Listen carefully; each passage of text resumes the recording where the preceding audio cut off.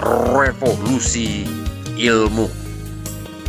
Revolusi Indonesia menyempurnakan teori-teori ilmu filsafat dan ilmu psikologi. Secara formal, ilmu pertama kali diperkenalkan oleh Thales dan Pythagoras, yaitu filsafat yang bertujuan sesuai sifat dasar manusia, seperti lebih baik, lebih bijak, lebih adil, lebih benar.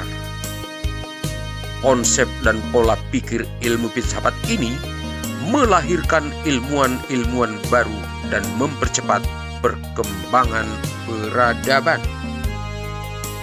300 tahun kemudian, Socrates, Plato, dan Aristoteles tidak lagi sekedar mengembangkan filsafat, tetapi juga ilmu-ilmu seperti biologi, fisika, politik, pemerintahan, bahkan metafisika.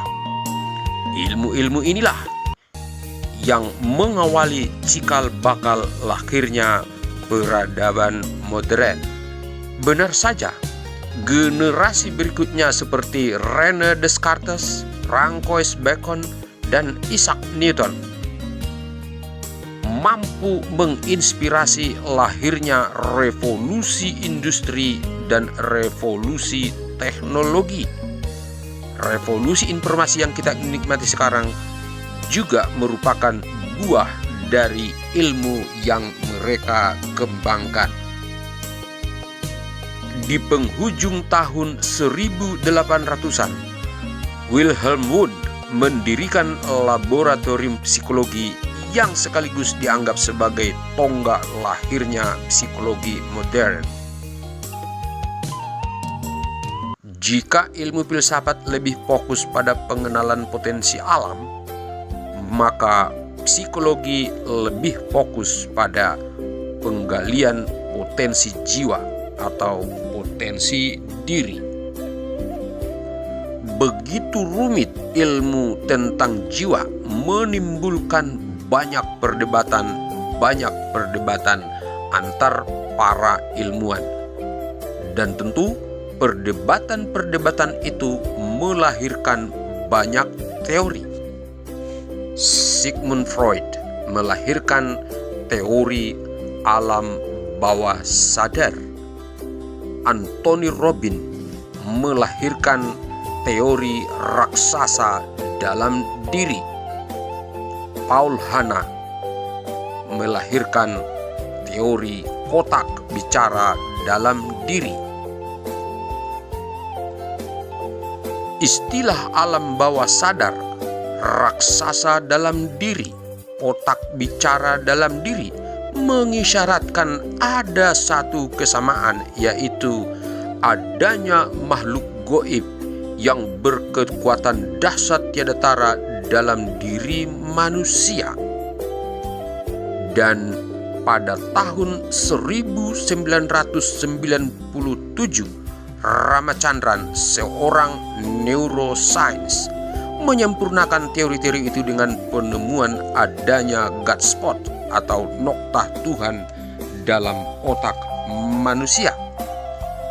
Penemuan ini terhubung langsung dengan teori Imam Al-Ghazali, yaitu tentang peniupan ruh, yang mengatakan bahwa ketika ruh ditiupkan, yang pertama kali disentuh adalah pada bagian otak. Jadi jelas, filsafat yang selama ini hanya menerima fakta-fakta nyata dan menolak segala yang gaib telah dikonter oleh temuan-temuan ilmiah psikologi ini. Bahkan terpisahnya ilmu dunia dan agama atau ilmu akhirat yang disebut dipisahkan oleh filsafat telah disatukan kembali oleh keterhubungan antara noktah Tuhan dan peniupan ruh. Atas dasar ini muncul 3 pertanyaan, yaitu yang pertama, kenapa para ilmuwan menyebut ruh tiupan itu sebagai alam bawah sadar, raksasa dalam diri, kotak bicara dalam diri, ataupun noktah Tuhan dalam otak? Pertanyaan yang kedua, apa hubungannya dengan Surah Asy-Syams ayat 7-8, yaitu demi jiwa dan penyempurnaan ciptaannya, maka Dia Allah mengilhamkan kepadanya jalan kejahatan dan ketakwaannya.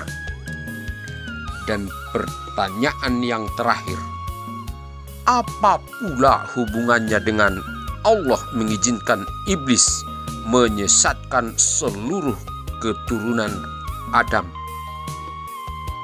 serta Allah mengambil sumpah pada ruh untuk mengabdi kepadanya?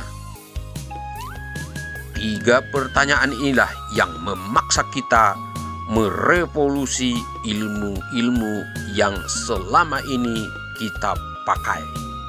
Andai para ilmuwan Indonesia seperti ahli filsafat, psikologi, budaya, bahasa, fisika, matematika, antropologi, terutama ulama serta para cendekiawan duduk satu meja musyawarah, maka tentu hasilnya akan menjadi awal kebangkitan dan perubahan hidup seluruh bangsa Indonesia.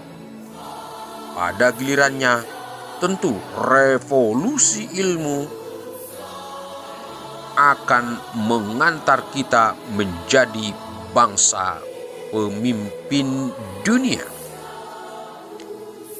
Kepada yang saya hormati para pemirsa, mohon berkenan menyebarluaskan berita besar ini agar segera sampai kepada mereka para yang mulia. Terima kasih. Assalamualaikum warahmatullahi wabarakatuh.